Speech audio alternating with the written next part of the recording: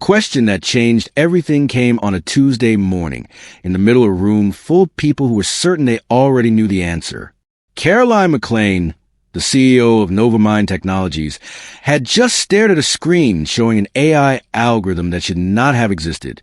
Not at that level, not with that efficiency, not without anyone on her development team knowing where it came from. And she had turned to face a room full of her best engineers and asked, simply and quietly, who wrote it. Every one of those engineers had a degree on their wall, and a title on their badge, and years of experience in that building. Not a single one of them raised their hand. But a teenage boy in a plain button-down shirt lifted his finger and pointed directly at the man standing in the corner of the room, a man holding a trash bag, wearing a maintenance uniform, and looking like he very much wished he could disappear through the floor and never be found. Before we step into what happened next, take a moment to like this video. Comment your thoughts, share it with someone who believes in second chances, and subscribe to the channel if you believe kindness can change a life. David Marks was 41 years old, and he had spent the last 14 years making himself invisible. He was good at it. He had learned how to move through a building without drawing attention, how to empty a bin quietly, how to wipe down a surface without interrupting a meeting, how to exist in a room full of important people without any of them registering that he was there at all. It was a skill he had not planned to develop, but life had a way of teaching lessons that nobody signed up for. He had learned that one the hard way. He had been hired at Novamind Technologies as a Level 2 IT maintenance technician 8 years earlier. The job was straightforward and clearly defined. He cleaned the server rooms, checked the hardware connections, replaced faulty cables, monitored the physical temperature controls, and made sure the mechanical infrastructure of the building ran without trouble. He was not supposed to touch the software. He was not supposed to interact with the development systems at all. He had a key card that opened certain doors and did not open others. And for the first 2 years, he respected every single one of those boundaries without question, without resentment, and without any visible sign that the restrictions bothered him. The 3rd year was when things started to change. It began the night he was working late in server room C, running a routine diagnostic check on a cooling unit that had been throwing heat warnings all week. The room was quiet and cold and blue with a glow of indicator lights, and the only sound was the low on the machines doing their work and the soft beep of his own diagnostic equipment. While he was waiting for his cycle to complete, he noticed something on one of the open workstations near the back wall. A senior developer named Roshan had left his terminal logged in when he went home for the night, and on the screen was a segment of code for the Nexus project, Novamind's flagship AI development program, that had a problem in it. David could see the problem immediately. He did not have to look for it or analyze it or think about it carefully. It presented itself to his mind the way a wrong note presents itself to a trained musician, automatically, distinctly, without effort. The issue was in a recursive loop structure, a small but significant error that would cause the system to stall under heavy data loads. He knew this not because he had studied the Nexus documentation, which he had never officially seen, but because he had encountered the exact same kind of error years before in another version of his life, when he had been a different kind of person entirely. He stood in front of that screen for a long time. He did not touch the keyboard. He read the code carefully, traced the error line by line, thought about the fix in precise technical detail, and then turned around and walked back to his cooling unit and finished his shift. He went home, made himself a cup of coffee, sat at his own laptop at the kitchen table after Patrick had gone to sleep, and spent 3 hours recreating the same section of code from memory and writing out a full correction in a text file that no one would ever see. He saved it to a folder with no name and closed the laptop and went to bed. That was how it started. Over the following months, he began to notice more problems. Small inefficiencies in the system architecture, structural issues in the data routing protocols, bottlenecks in the processing chains that the development team had not yet identified. He never touched the live systems. He never used his key card to open doors it was not meant to open. What he did instead was reconstruct the problems on his own machine at home, develop solutions on his own time, and then find quiet, untraceable ways to leave those solutions where they might be found. An anonymous submission through the company's internal suggestion portal. A printed note slipped under a department manager's door. A comment left in a shared document under a guest account that expired after 24 hours. He was careful. He was always careful. because he had Patrick to think about, and Patrick needed him to keep this job. Patrick was 14 years old in the year that the Nexus 9 algorithm began to take shape. He was a quiet, serious boy with his mother's eyes and his father's way of thinking. And he was, without question, the most important person in David Marks' life, and the reason David Marks got up every morning and went to work in a building full of people who did not know his name. Patrick's mother, Elena, had died of a brain aneurysm 6 weeks after Patrick's second birthday. She had been 31 years old and completely healthy, and the doctors had told David afterward that there was nothing anyone could have seen coming, nothing that any test would have caught, nothing that any decision he had made or not made had any bearing on. He had found that information completely useless in the first years, which were years he did not like to think about in specific detail, because the details were not the point and the grief was not something that organized itself into details. The grief was simply the ground under everything else, the foundation that everything else was built on top of. He had been at a conference in Seattle when it happened, presenting a research paper on adaptive neural network architecture to an audience of engineers who had clapped for him and told him he was one of the best young minds in the field. He had a PhD in computational systems and a position at a mid-sized AI development firm and a professional trajectory that people in his industry described as exceptional. He had been 27 years old, and he had believed, in the uncomplicated way that 27-year-olds believe things, that the trajectory would continue. He had come home to a son who was too young to understand what had happened, and to a grief so large it filled every room of the apartment and left no space for anything else. He took the maintenance job because it had good health insurance and flexible hours, and it meant he could drop Patrick off at school every morning and pick him up every afternoon without negotiation or guilt. He took it because the career he had been building required long hours and frequent travel, and a level of sustained mental presence that he did not have available in those first years, and because he needed something stable and uncomplicated, while everything else was the opposite of stable and uncomplicated. He told himself when he took the job that it was temporary, that he would stay for a year, 2 years at most, until Patrick was older and the situation was more manageable, and then he would return to engineering. That was 14 years ago. Every year he had told himself the same thing. Next year, when Patrick is more settled. Next year, when he has finished primary school, when he starts secondary school, when he gets through his exams. Next year, when I feel ready. And every year passed, and next year stayed in the future where it had always been. And slowly the maintenance job stopped being a temporary arrangement and started being simply the shape of his days. The years settled into a routine that was, by any external measure, unremarkable. David woke early, made breakfast, packed Patrick's lunch, walked him to the school gate, took the bus to Nova Mind. He did his rounds, checked his equipment, maintained the physical infrastructure of a building dedicated to things happening at a level he was no longer supposed to be part of. He collected Patrick in the afternoon. He made dinner. He helped with homework. He put his son to bed. Then he sat at the kitchen table with his laptop and his notebook, and he thought. There were evenings when Patrick, at 10 or 11 or 12, would come out of his room for a glass of water and find his father at the table long after midnight, surrounded by scrawled pages, working on something that David would close the laptop on before Patrick could see the screen. Not because he was hiding it from Patrick exactly, but because he had not yet found the words to explain it, and he wanted the words before he had the conversation. Patrick never asked directly.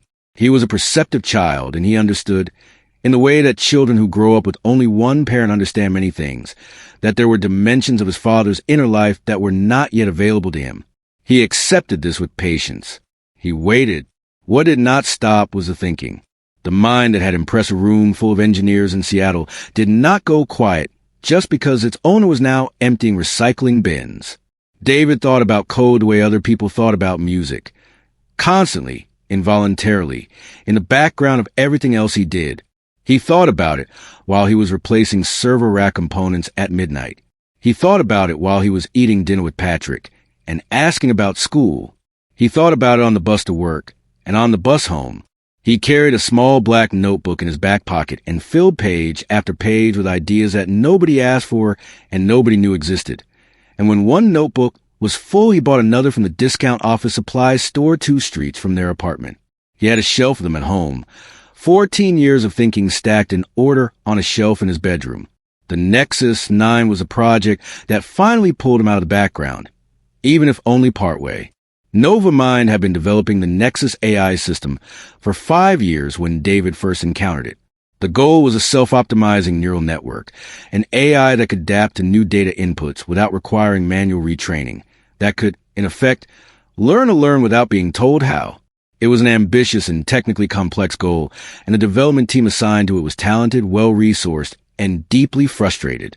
The core problem at the heart of the Nexus architecture was one that none of them had been able to solve after years of serious effort. The system could adapt, but it could not do so efficiently. Every self-update cycle consumed enormous amounts of processing power and introduced instabilities that required weeks to correct. The project was stuck, and the pressure from the board directors was becoming impossible to ignore, and the sticking point was a problem that nobody on the development team could see past.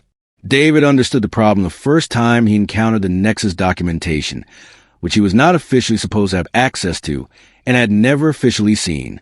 He understood it because it was, at its core, a question about how memory was structured in an adaptive system, how the network stored and retrieved patterns during periods of active change, and he'd been thinking about exactly that kind of problem on his own laptop for the better part of a decade. The solution took him 18 months to fully develop. He built it in pieces, in late evenings and early mornings, and the quiet hours of weekends when Patrick was at a friend's place or doing homework in his room. He used equipment that he assembled himself over several months at a cost that represented 3 months of careful saving. He built and tested and broke and rebuilt, going through 8 full drafts before he was satisfied that what he had was not just a fix for the existing Nexus problem, but a new architectural approach entirely. One that reorganized the fundamental way the system processed and stored information in a way that reduced processing costs by 68% and eliminated the instability cycle completely. He called it the Nexus 9 because it was his 9th full draft, and because he had no collaborator to give a better name and no reason to call it anything grand. Patrick had seen the name once on an open notebook page and asked about it, and David had said it was a work project, which was the truest half-truth he had ever told. The decision to actually introduce the work into NovaMind's live systems was the hardest decision David had made in years. He sat with it for 2 months before he acted. In one version of the future, it stayed on his home machine, and nobody ever knew. In the other version, he found a way to put it where it could do what it was designed to do, where it could actually solve the problem it had been built to solve, for the company that had the problem and the people inside it who had been trying to solve it for 3 years. He thought about Elena, who had been more decisive than him in every situation they had faced together, and who had told him once that keeping something useful entirely to yourself was just another way of wasting it. He thought about Patrick, who had said to him when he was 11, with the uncushioned honesty of children, that he wished his dad worked on things that mattered. He introduced it to the NovaMind system over a period of 4 months, carefully, in increments small enough that no single change would draw immediate attention. He made his contributions look like natural evolutions of the existing architecture, seeding improvements gradually to the same anonymous channels he had been using for years. He was methodical about it. He was patient. He was very nearly invisible about it, the way he had always been invisible about everything. He almost made it. The problem was that the solution was too good.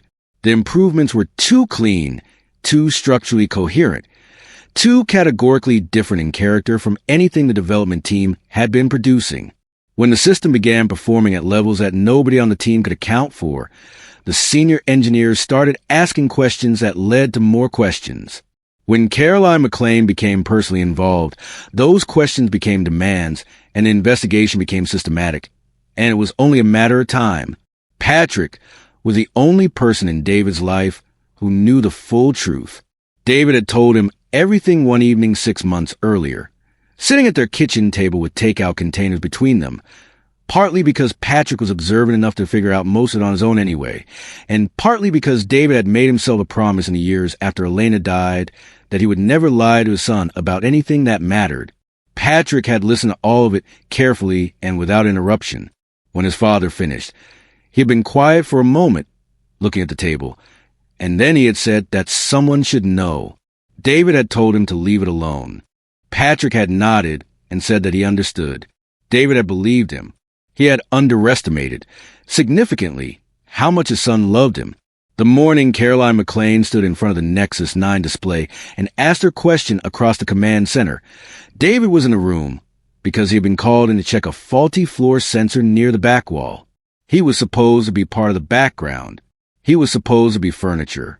He had his toolkit and his uniform and his practice expression professional disinterest, and he was carefully and deliberately not looking at the screen that covered the entire back wall of the room with glowing blue representations of his work. And then Patrick, who had come to the building that morning under the pretense of dropping off his father's forgotten lunch, stepped forward from the edge of the room where he had been standing quietly for the past several minutes and raised one hand and pointed. David felt the bottom drop out of his stomach in a single clean falling sensation. Every eye in the room turned. He was standing next to a waste bin with his toolkit at his feet, and the CEO of a company worth $3 billion was looking at him with an expression that was unreadable, and 12 senior engineers were looking at it with expressions that were entirely readable, and his son was looking at him with an expression that said, simply, without apology, "I am sorry, Dad. But I am not sorry." David set down his toolkit very slowly. He took one breath. He straightened his back. And then Caroline McLean asked him to explain himself, and the rest of his life began.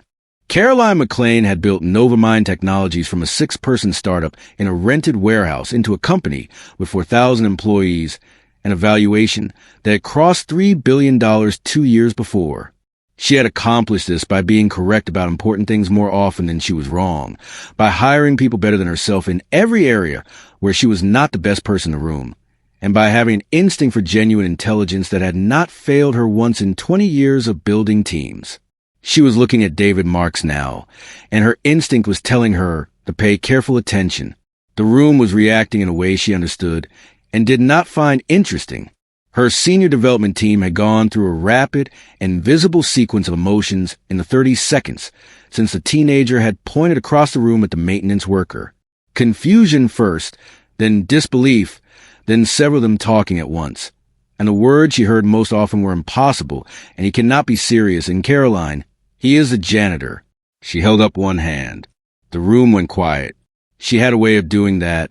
A quality of stillness that communicated authority without requiring volume, and it was one of the things she had worked hardest to develop in the years when she was young and had to fight to be heard in rooms full of people who had already decided she was not the person who should be speaking.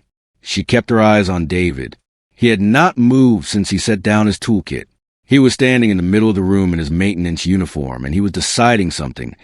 She could see it in the quality of his stillness, a specific kind of internal negotiation that she recognized from years of watching people make choices under pressure. She asked him to explain the recursive optimization structure in the Nexus 9 memory architecture. She chose this question precisely and deliberately. The recursive optimization structure was the most technically complex element of the new architecture, the piece that her lead engineer Marcus Webb had spent 3 days attempting to reverse engineer before writing in his analysis report that it was genuinely novel in ways that I cannot fully account for using standard frameworks. If David Marks had arrived at this somehow by accident, or if the whole situation was a misunderstanding of some kind, this question would end the conversation in about 45 seconds. David was quiet for 4 seconds. She counted. Then he talked. He explained the recursive optimization structure in language that was plain and precise and technically exact. He explained why the original Nexus architecture had been generating processing instability, that the system had been attempting to maintain too many simultaneous reference points during self-update cycles, which was comparable to trying to rewrite a document while reading it aloud at the same time, and that the inevitable result was a constant low-level conflict between the reading process and the writing process that consumed resources and introduced errors. He explained that the correct solution was not to find ways to speed up the existing process, but to fundamentally change the order of operations, so that the system preserved a complete snapshot of its current state before beginning any update cycle rather than attempting to manage both states simultaneously. He gave the specific mathematical relationship between update frequency and processing load that made 68% efficiency possible. He gave the threshold values from memory without looking at any screen or any notes. He was calm and unhurried and entirely certain of everything he said. He explained all of this in approximately 4 minutes. When he stopped, the room was completely silent. Caroline looked at Marcus Webb, who was standing 2 meters to her left. Marcus had a PhD from MIT and had spent 3 years on a Nexus project, and was by any measure one of the best engineers she had ever employed. He was staring at David with an expression she had never seen on his face before. It took her a moment to identify it correctly. It was the expression of a person who has just heard another person explain something they themselves nearly understood, and has realized in hearing the explanation that the other person's understanding operates at a depth they have not yet reached. It was not an expression of offense or defensiveness. It was an expression of genuine recognition. She turned back to David and asked about the data partitioning model. He answered without pausing. She asked about the error correction protocol. He answered, and included context about why the specific correction thresholds he had used were preferable to the more obvious alternatives. She asked about the long-term memory stability framework and its relationship to processing load under concurrent user access, a question specific enough that she had to check her own notes to phrase it accurately, and he answered it fully and then added 2 observations about potential future vulnerabilities in the system that no one on her team had yet documented. At this point, Marcus said, quietly and to no one in particular, that this was extraordinary. Brett Holloway, who had been the loudest voice suggesting that this was impossible and that they were wasting their time, said that he did not understand how this had happened. He said it as a genuine question, without hostility remaining in it, because he was no longer speaking from disbelief. He had crossed into confusion, which was a different and more honest territory. David looked at his son. Patrick was standing near the door with his hands in his pockets, attempting to occupy less space than he actually took up, and when his father looked at him, he met the look without flinching. David looked back at the room and told him the truth. He told him about the 14 years in the building and the notebook in his back pocket. He told him about Elena and about the years immediately after, and about the choice to take the maintenance job, and what it had cost him professionally, and what it had given Patrick in stability and presence, and a father who was actually there. He told him about the anonymous submissions, the printed notes, the 6 years of quiet contributions. He told him about the 18 months of work on home equipment, the 8 draft before the 9th one was right, the 4 months of careful gradual introduction. He told him that he had never intended for any of them to know, and that he still was not entirely sure what he felt about the fact that they now did. He said all of this without apology, because there was nothing in it that required apology. He said it as a set of facts, and when he finished, he stood quietly and waited for whatever the room decided to do with them. Caroline was quiet for a long time. She was thinking about something that had nothing to do with the algorithm and everything to do with the years of walls that had been built, without anyone intending it, around the thing that was now glowing on every screen behind her. She told the room the meeting was over. She told Marcus specifically to take the morning and sit with what he had heard, because they were going to have a very different kind of conversation the following day. She told David to stay. When the room was empty, just the 2 of them and Patrick, who had not moved from the door, Caroline McLean sat down in the nearest chair, which was not a thing she normally did in professional settings, and looked at the man who had built the architecture that was displayed across every screen in the room behind her. She asked him one more question that had nothing to do with technology. She asked him why he had hidden it. He looked at his son for a moment. Then he looked at her. Then he said the most honest thing he had said out loud in years. He said he had not been hiding the work. He had been hiding himself. Because the work, he said, had always been the easy part. Listen, if you're still here, it means you're invested. You want to see what happens next. But here's the reality. Most people watch stories like this and scroll away without subscribing. They enjoy it, then vanish. If this story actually matters to you, if you genuinely care about how it ends, hit that subscribe button. It only takes a second. Otherwise, you'll probably forget this channel exists and miss all the other incredible stories I share. Caroline McLean did not sleep well that night, and she was honest enough with herself to know exactly why. She had built a company. She had built it carefully and deliberately and with a genuine belief that she was creating something different, something that valued real capability over surface credentials, that looked for talent in places other companies overlooked, that measured people by what they could actually do rather than by the shape of their resume. She had believed this about herself and about her company for a long time, and she had good reasons to believe it.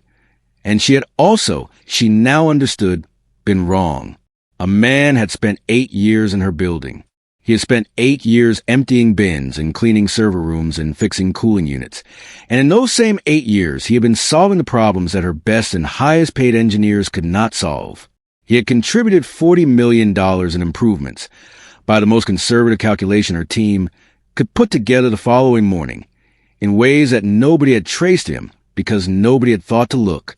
Not because the evidence was hidden, because the man holding the toolkit was simply not the kind of person that the invisible architecture of her company's culture had trained anyone to see. She got out of bed at 4:30 in the morning and went to her home office and started writing. She was not writing a personnel memo or a legal document or a press strategy. She was writing notes to herself, which was what she did when she needed to think clearly in the private shorthand she had developed over 20 years of working through difficult problems in the middle of the night. She wrote about what she had seen in that room. She wrote about what David had said and what it had meant. She wrote about the wall, the invisible one, the one made not of policies or rules, but of assumptions about what a person who belonged in a technical meeting looked like, sounded like, wore, carried, how they walked through a door. She wrote about a company that had spent years looking for genius in the right schools and the right firms and the right conferences, while genius had been walking past the front desk every morning in a maintenance uniform and nobody had ever thought to ask what it knew. She arrived at Novamind early and met with David in her office with the door closed. She told him first that she had reviewed the complete history of anonymous contributions to the company's internal systems, and that her team had spent the previous afternoon working backward through the records, and that the analysis confirmed he had been quietly improving Novamind's technical infrastructure for the better part of 6 years before he began the Nexus 9 work specifically. She told him the value estimate. She told him that the figure would factor into the compensation conversation that her legal and HR teams were prepared to have with him, and that she intended for that conversation to result in an outcome that was straightforwardly fair. Then she told him what she was actually there to tell him. She had created a new role. She had written the description herself at 4:30 in the morning and revised it twice on the drive in. The title was Chief AI Architect.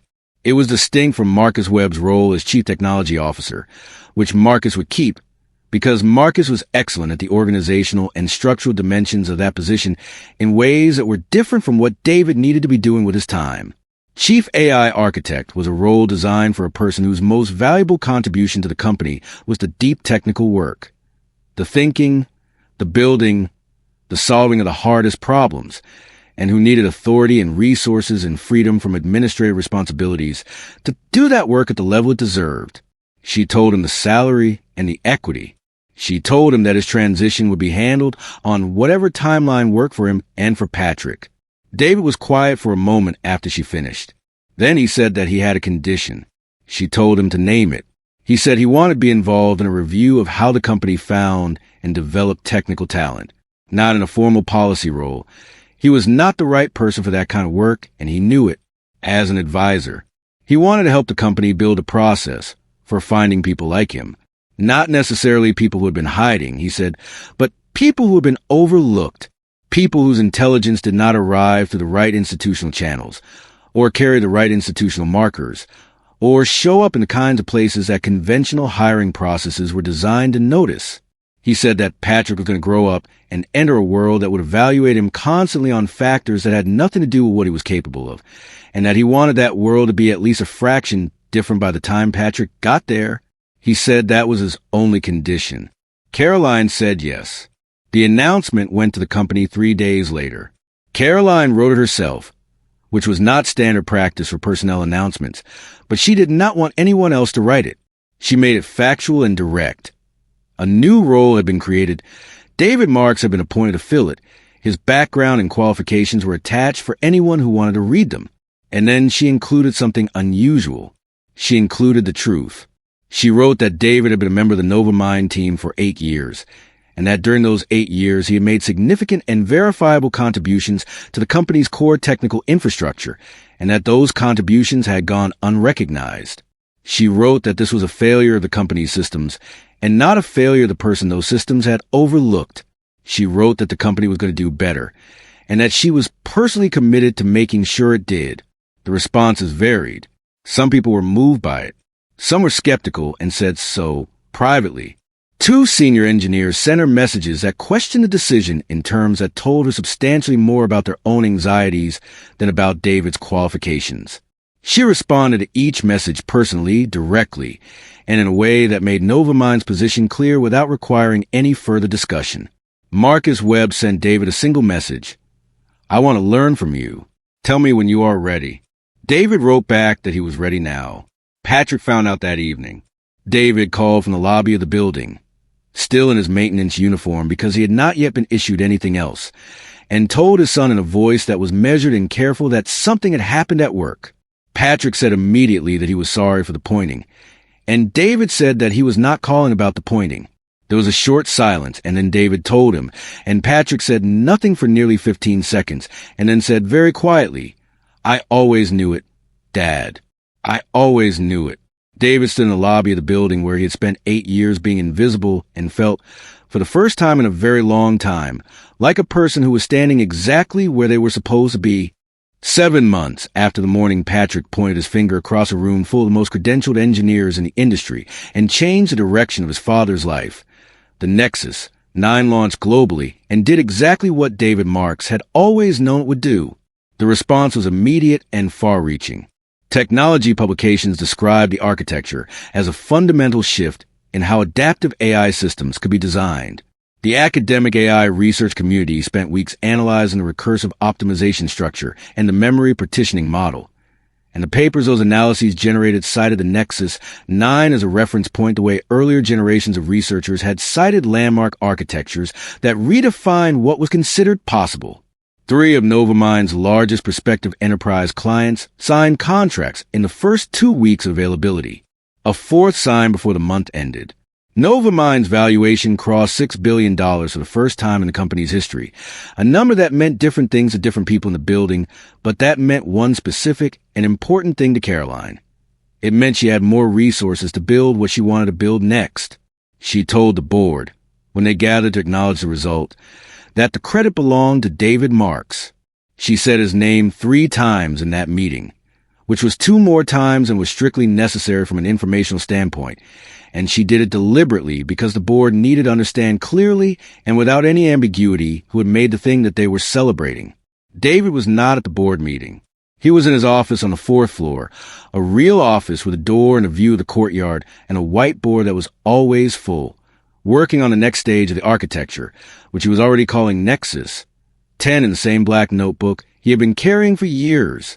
The notebook was the same brand from the same discount office supply store as every other notebook he had ever used, and he bought them the same way he always had, in packs of 3, because that was a habit, and the habit was part of how he thought, and he saw no reason to change it just because the office was different. His days were different in ways that he was still in the process of adjusting to, some of which he had expected and some of which he had not. He had expected the professional differences, the different entrance, the different badge, the different responsibilities, the different conversations. He had expected that people would treat him differently, and they did, although the specific texture of the difference was not always what he had anticipated. Some people treated him with a kind of exaggerated deference that he found uncomfortable and had to gently correct. Some treated him with a frank collegial respect that he found natural and easy.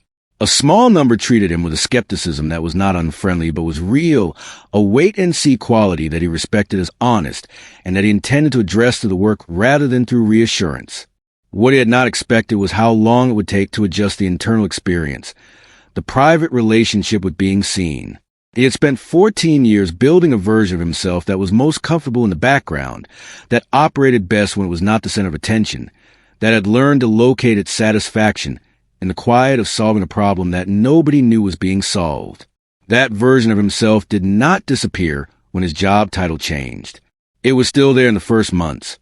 Present in meetings as a pull toward minimizing what he knew, a reflex to couch his observations in unnecessary uncertainty, a tendency to hold back when holding back was not necessary and was in fact unhelpful.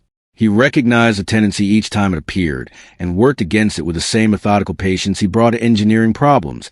And slowly, week by week and month by month, it became more natural to simply say what he knew in the moment he knew it, without the 14-year-old habit of making himself smaller than he was.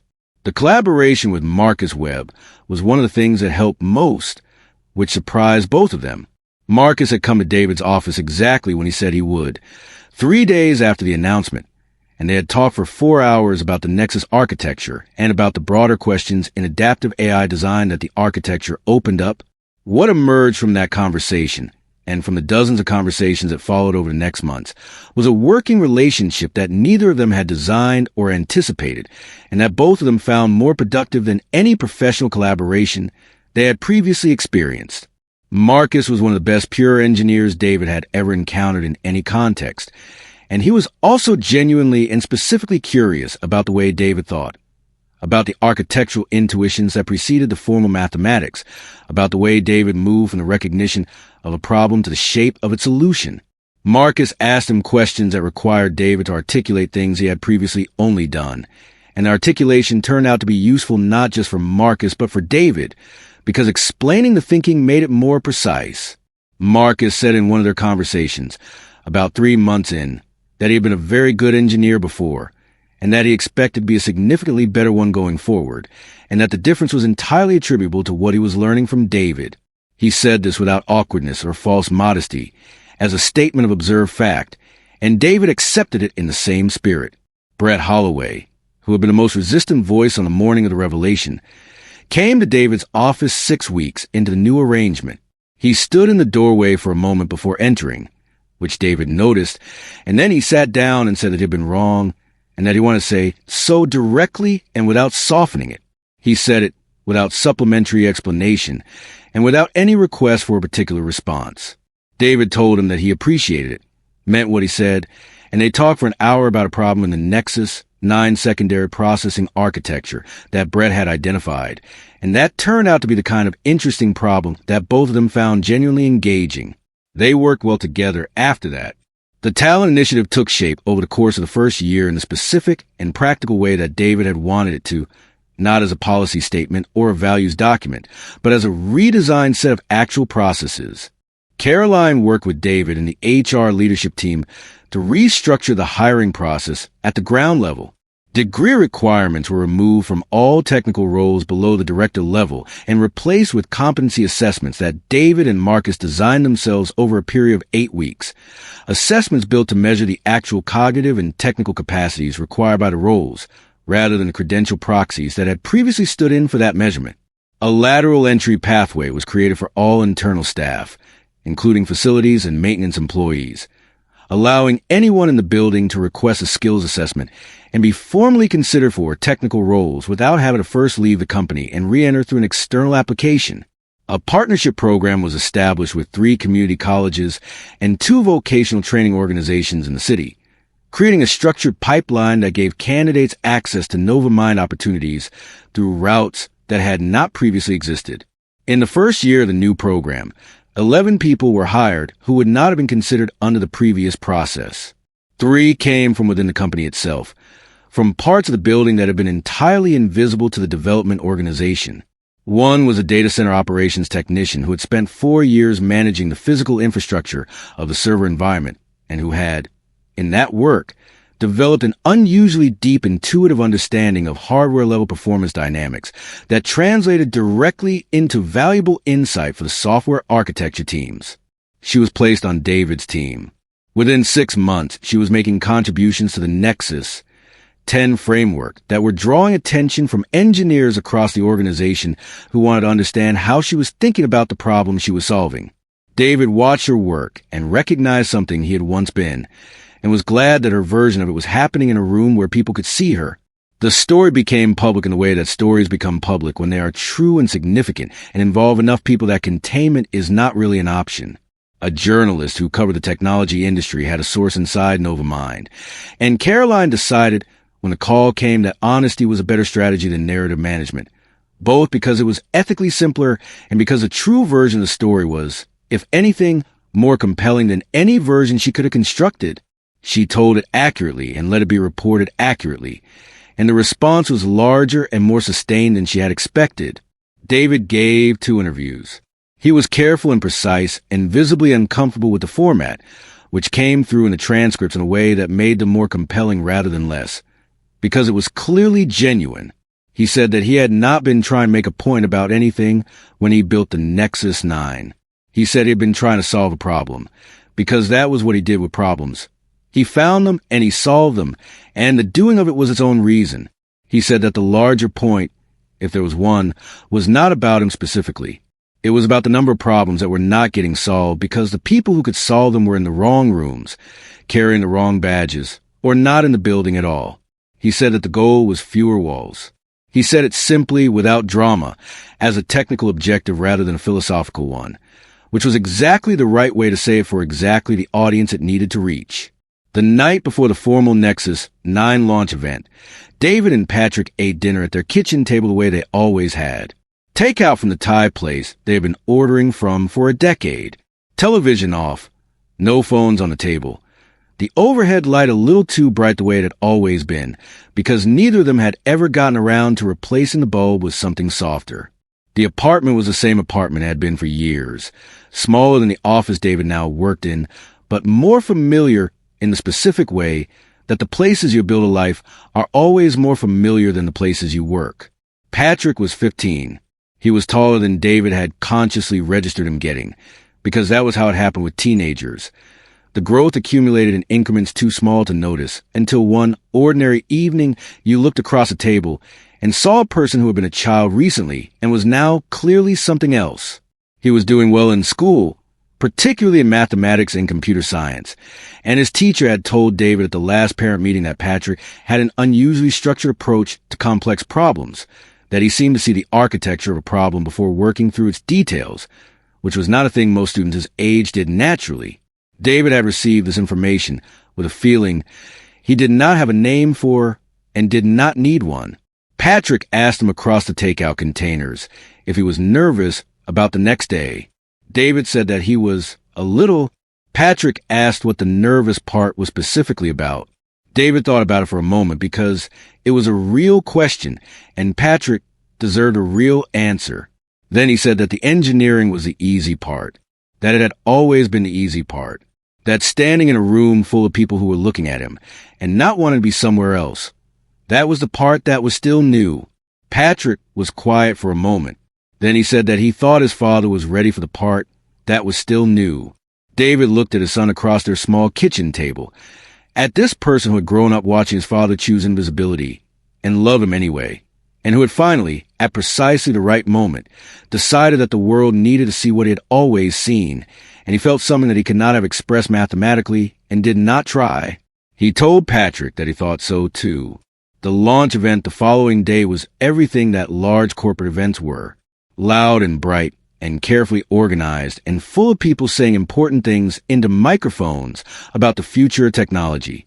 Caroline gave a speech that was good in the specific way that her speeches were always good, clear and purposeful and honest, without unnecessary sentiment, but not without real feeling. Marcus gave a technical presentation that was impressive and that included a slide crediting David by name as the originator of the core architectural innovation, which had been Marcus's own idea and which David had argued against and lost. 3 client representatives gave remarks about what the technology meant for their organizations. A board member said something brief and appropriate. The room was full of the particular energy of a company that had done something real and knew it. Then David stood at the podium. He had no notes. What he wanted to say was not complicated, and he had thought about it for long enough that he did not need notes to say it correctly. He thanked the people who had made the launch possible by name and specifically, because they deserved it.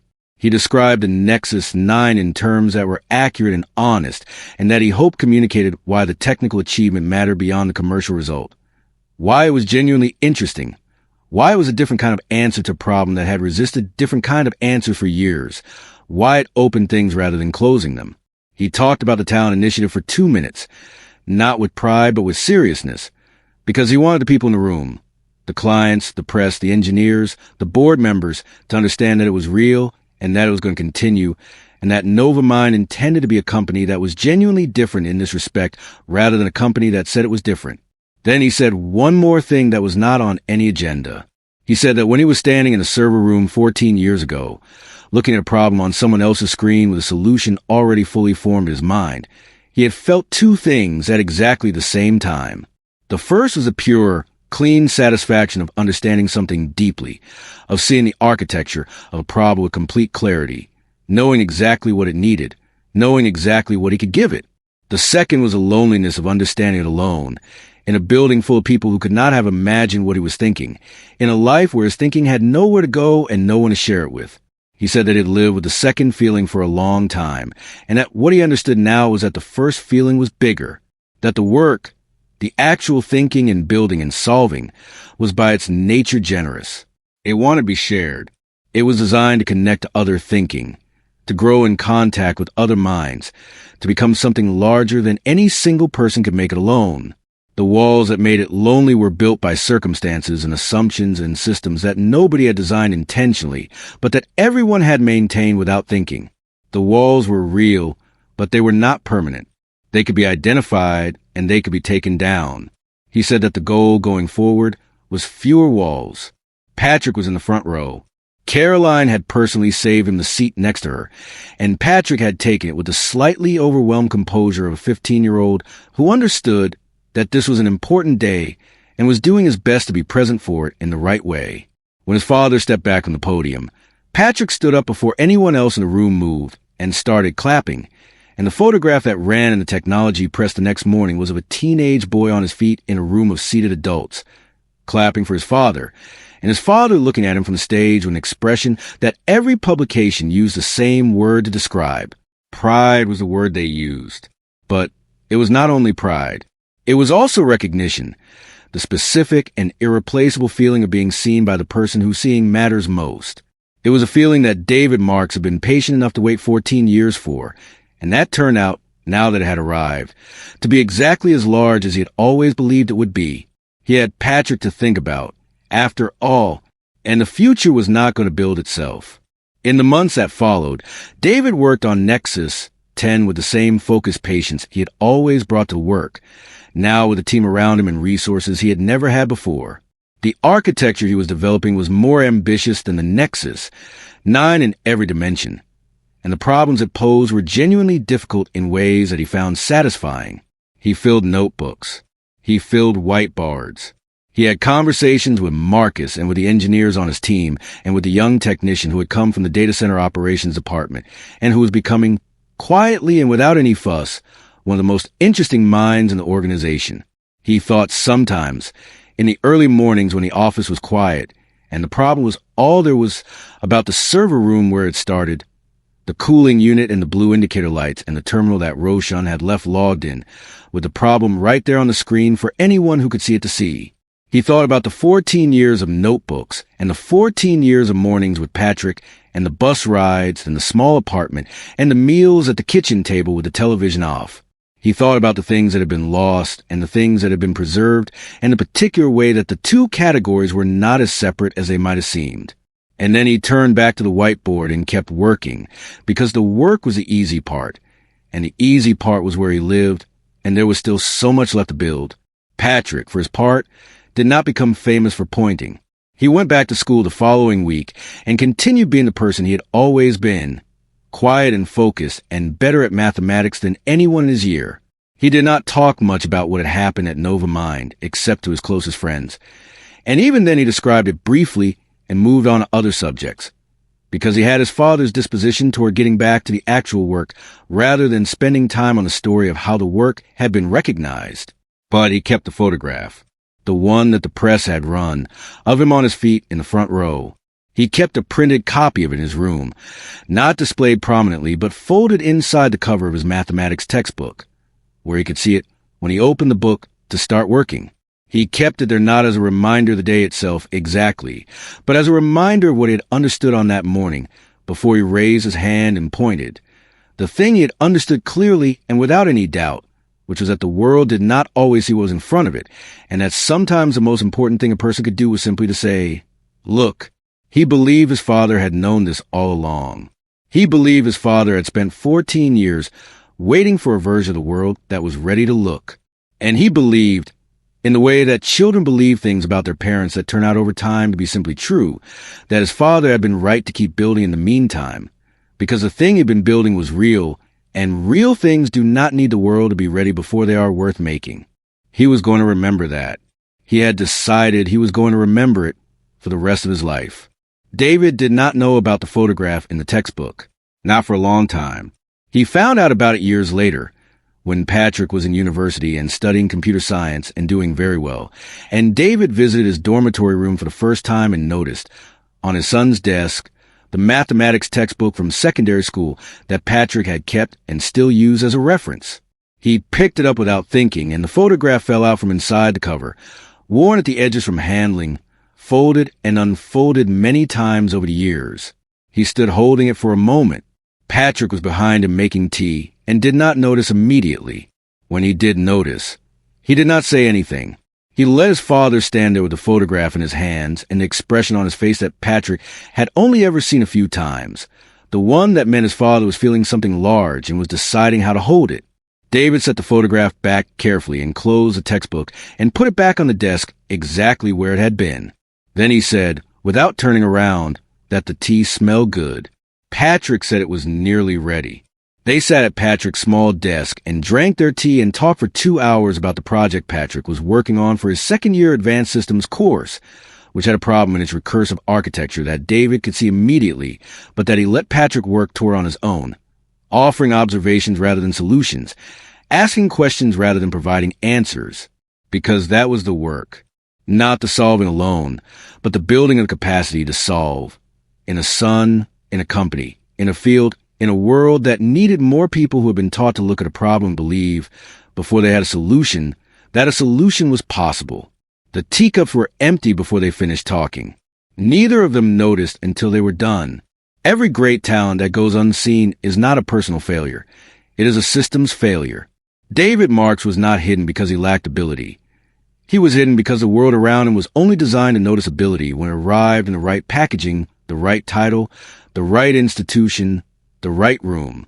His story teaches that genius does not announce itself on a schedule that is convenient for the people looking for it, and that the cost of building systems that only recognize what they already expect to recognize is not just unfairness to individuals. It is a loss of solutions to problems that desperately need solving. The lesson is not simply to believe in underdogs. It is to examine, seriously and honestly, the invisible filters through which we decide who is worth listening to. Because somewhere in your building, your classroom, your team, or your community, there's a person doing the quiet work of solving the hardest problem in the room. And the only thing standing between that solution and the world is whether anyone thinks to ask. Before you go, let me ask you something, if this story kept you listening until now. Why not subscribe? A lot of people watch. A lot of people enjoy. But most never click that button. Don't just be a viewer. Be part of this. Like the video if it hit. Share it with someone who'd love it. Subscribe so you don't miss what's next. And drop a comment telling me your favorite part of the story. I really want to know what stood out to you, though, and be honest. Do you want part 2?